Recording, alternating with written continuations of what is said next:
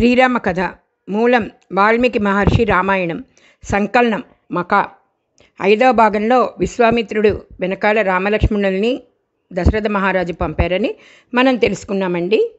ఇప్పుడు 6వ భాగంలో విశ్వామిత్రుడు వెనక రాముడు లక్ష్మణుడు కోదండాలు పట్టుకుని వెళ్తున్నారు. బ్రహ్మగారు అశ్విని దేవతలతో వెళ్తే ఎలా ఉంటుందో, స్థాణువైన శివుడి వెనకాల విశాఖుడు స్కందుడు వెళ్తే ఎలా ఉంటుందో అలా విశ్వామిత్రుడి వెనకాల రామలక్ష్మణులు వెళ్తున్నారని వాల్మీకి పోల్చారు.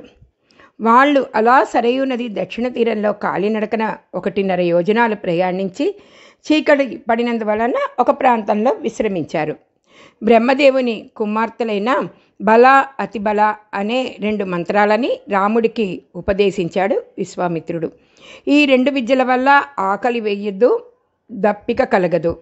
నువ్వు నిద్రపోతున్నప్పుడు కానీ నిద్రపోనప్పుడు కానీ రాక్షసులు నిన్ను ఏవీ చెయ్యలేరు. దీనితో పాటు నీకు సమయస్ఫూర్తి, జ్ఞాపక శక్తి, బుద్ధి ప్రకాశిస్తున్నాయి అని చెప్పి ఆ మంత్రోపదేశం కూడా చేశాడు. తర్వాత రాముడు లక్ష్మణుడికి ఆ మంత్రాలని ఉపదేశించాడన్నమాట. దర్భగడ్డిని పరిచి ఇద్దరిని దాని మీద పడుకోమన్నారు విశ్వామిత్రుల వారు. వారు ఇద్దరూ హాయిగా నిద్రపోయారు.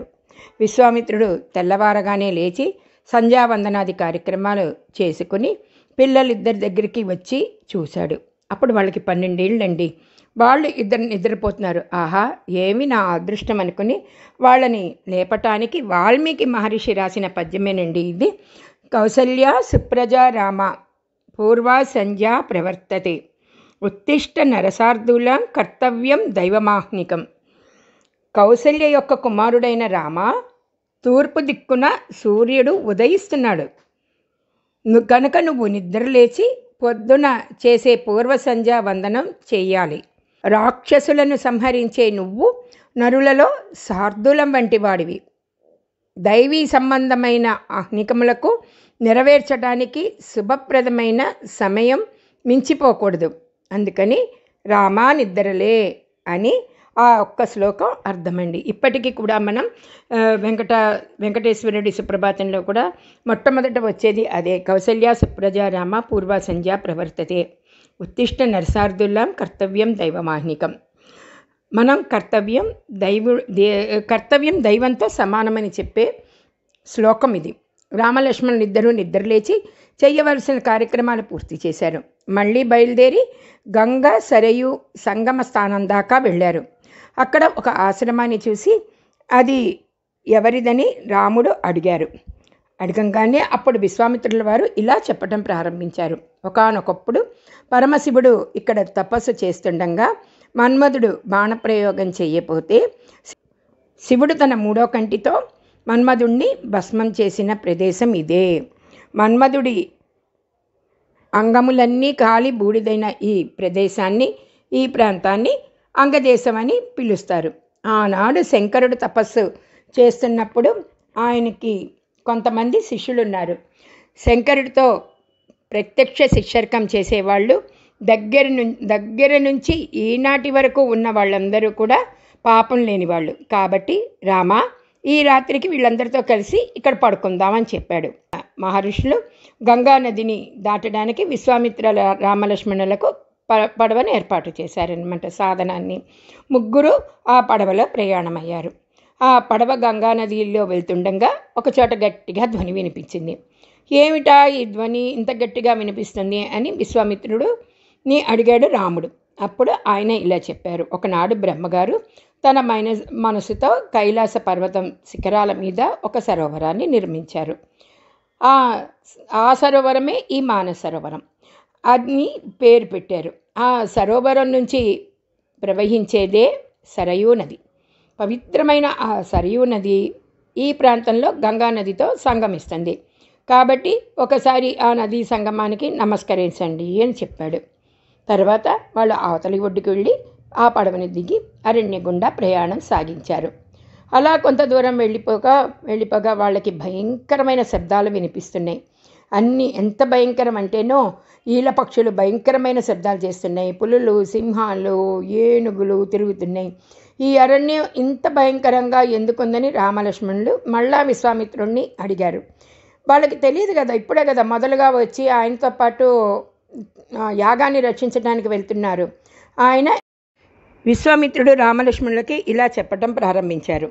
పూర్వం ఇక్కడ మలదము, కరుషము అని 2 జనపదాలు ఉండేవి. ఎంతో సంతోషంగా ఉండాల్సిన ఈ 2 పట్టణాలు ఇవాళ లేవు.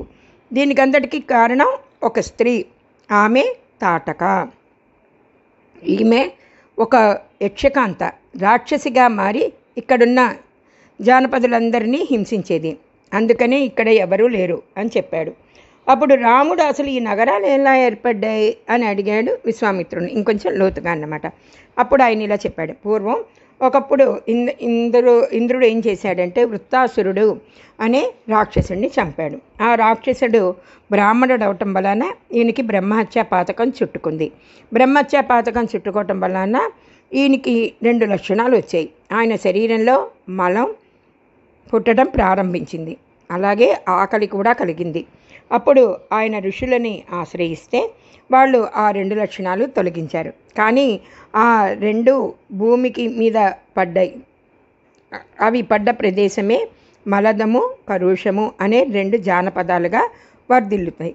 అయితే ఇక్కడ ఉన్న ప్రజలు సుఖ సంతోషాలతో ఆనందంగా ఉంటారని ఇంద్రుడు వరం ఇచ్చి వెళ్ళిపోయాడు. ఎందుకంటే ఆయన శాపం అక్కడ తీరిపోయింది కాబట్టి. అలాగే పూర్వకాలంలో సుకేతు అనే యక్షుడికి పిల్లలు లేకపోతే బ్రహ్మ గూర్చి తపస్సు చేశాడు. బ్రహ్మదేవుడు ప్రత్యక్షమై, నేను నీకు కొడుకులనివ్వను, ఒక కూతురుని ఇస్తాను, ఆమె కామరూపి, మహా అందకత్తె, ఆమెకి 1000 ఏనుగుల బలం ఉంటుంది అని వరం ఇచ్చాడు. ఆమె పేరు తాటక. ఆమెకి యవ్వనం తెచ్చాక ఆమె ఏం చేసింది, ఒక సుందుడు అనే అతనికి ఇచ్చి వివాహం చేశాడు. వివాహం చేసుకున్నాక 1000 ఏనుగుల బలం ఉండడం వలన గర్వంతో అరణ్యంలో ఇష్టం వచ్చినట్టు తిరిగేవాళ్ళు ఆమె కొడుకు మారీచుడు కూడా. ఒకనాడు సుందుడు అగస్త్య మహర్షి మీద దాడికి వెళ్ళాడన్నమాట. దాంతో ఏముంది, ఆయనకు ఆగ్రహం వచ్చి సుందుణ్ణి సంహరించాడు. ఇది గమనించిన తాటక ఏం చేసింది, తన కుమారుడితో కలిసి అగస్త్య మహర్షి మీదకి వచ్చింది. అప్పుడు ఆయన తాటకి, నీవు వికృత రూపం వచ్చుగాక అని మారీచుడిని వాటి నుంచి నువ్వు రాక్షసుడు అయిపోతావని శపించారు. ఆ తాటక ఆ 2 నగరాల్లో సంచరిస్తుందన్నమాట. ఆమె నరమాంస భక్షకులకి అలవాటైపోయింది. మరి ఏదో ఒకటి తినాలి కదా, అందుకని నరమాంసాన్ని తినేది. అందుకే ఈ నగరంలోని జనులు ఊరు వదిలి వెళ్ళిపోయారు. 1-2 అయితే తట్టుకుంటారు, కానీ అందరినీ తినేస్తే ఎలా, వాళ్ళు వెళ్ళిపోయారు అని చెప్పారనమాట. పూర్వకాలంలో మందర అనేటువంటి ఒక స్త్రీ భూమిని సంహరించడానికి ప్రయత్నిస్తే ఆమెని సంహరించారు. అలాగే భృగు మహర్షి భార్య ఇంద్రుణ్ణి సంహరించడం కోసం తపస్సు ప్రారంభిస్తే శ్రీ మహావిష్ణువు ఆమెని సంహరించారు. నువ్వు కూడా ఈ తాటకిని సంహరించు అని విశ్వామిత్రుడు అన్నాడు. అప్పుడు రాముడు ఏమన్నాడంటే, మా తండ్రి గారు మీరు ఏది చెయ్యమంటే అది చేయమన్నారు. గురువుగారైన మీరు చెప్పారు కనుక లోకాన్ని రక్షించడం కోసం బ్రాహ్మణులను, గోవులను, ఇక్కడ ఉంటున్న అన్ని ప్రాణులను కాపాడడం కోసం సుక్షత్రియుడైన నేను తాటకిని తప్పక సంహరిస్తాను అని రాముడు తన ధనుసుని తీసుకుని ధనుష్టంకారం చేశాడు. ఆ ధ్వని విన్న తాటకి అది ఎటువైపు నుంచి వస్తుందో అటువైపు బయలుదేరింది. తాటక రామలక్ష్మణులున్న ప్రదేశానికి వచ్చింది. తాటకిని చూసిన రాముడు లక్ష్మణుడితో, ఈ తాటకిని ఓ మోస్తరు వాళ్ళు చూస్తే గుండె ఆగి చనిపోతారు లక్ష్మణ అన్నాడు. ఆ తాటక ముందుగా బ్రహ్మర్షి అయిన విశ్వామిత్రుడి మీదకి దూకింది. అప్పుడు ఆయన ఒక హుంకారం చేసేసరికి అది స్తంభించిపోయి ఉన్న చోట నిలబడిపోయింది. వెంటనే తన మాయతో రాళ్ల వర్షం కురిపించింది. ఆ తాటక రేపిన ధూళి అందరి కళ్ళల్లోనూ పడింది. అప్పుడు విశ్వామిత్రుడు రాముడితోటి, ఇంకా ఉపేక్షించకు రామ, లాభం లేదు, తొందరగా ఈమెని సంహరించు అన్నాడు. ఎంతైనా ఆడది కదా, ముందు దీని గమనశక్తిని కొట్టేద్దాం, అప్పుడన్నా ఆమె మారుతుందేమో చూద్దాం అని రాముడు కాళ్ళు చేతులు, లక్ష్మణుడు ముక్కు చెవులు నరికారు. అప్పుడు తాటక మాయారూపం పొంది మాయమైపోయింది. అదృశ్యమైన ఆ తాటక భారీ శరీరంతో రాముడి మీద పడబోతుంటే రాముడు ఒక బాణం ప్రయోగించి ఆ తాటకిని సంహరించగా దాని రక్తం ఏరులై ప్రవహించింది. పైనుండి దేవతలు చూసి అమ్మయ్య తాటకి సంహరింపబడింది అని ఆనందపడ్డారు. వెంటనే ఆ దేవతలు విశ్వామిత్రుడి దగ్గరికి వచ్చి, ఇంత ధైర్యం ఉన్నవాడి దగ్గర అన్ని అస్త్రాలు ఉండాలి, కాబట్టి నీకు తెలిసిన ధనుర్విద్యనంతా రామలక్ష్మణులకే ఉపదేశించు అన్నారు. అప్పుడు విశ్వామిత్రుడు రామలక్ష్మణులకి ఆయనకొచ్చిన అన్ని హయ శిరోనామం తన అస్త్రాన్ని, క్రౌంచ అస్త్రాన్ని, మంత్రోపదేశాన్ని చేశారు. అలాగే కొంత కంకాళం, ఘోరం, కాపాలం, కంకణం అనే 4 ముసలల్ని కూడా మంత్రోపదేశాన్ని చేశాడు. అలాగే ఐంద్రాస్త్రం, బ్రహ్మాస్త్రం, బ్రహ్మశిరో నామాస్త్రం, మానవాస్త్రం, వారుణాస్త్రం, ఇంద్రాస్త్రం, ఐషికాస్త్రం, గాంధర్వాస్త్రం, నారాయణాస్త్రం, రకరకాల పిడుగులు మొదలైన సర్వాస్త్రాలు మంత్రోపదేశం చేసి 2 అద్భుతమైన గదలని, నందనం అనే గొప్ప ఖడ్గాన్ని కూడా ఉపదేశించాడు. అప్పుడు ఈ అస్త్రాలన్నీ పురుష రూపాలు దాల్చి రాముడి పక్కన నిలబడి, మేము మీకు కింకరులం, మీరు మమ్మల్ని ఏం చేయమంటే మేము అది చేస్తాం అని చెప్పాయన్నమాట. మీరందరూ నా మనసులోకి వెళ్ళి అక్కడ తిరగాడుతూ ఉండండి, నేను పిలిచినప్పుడు బయటికి రండి అని ఆదేశించాడు. అవి అలాగే అని రాముడిలోకి ప్రవేశించాయి.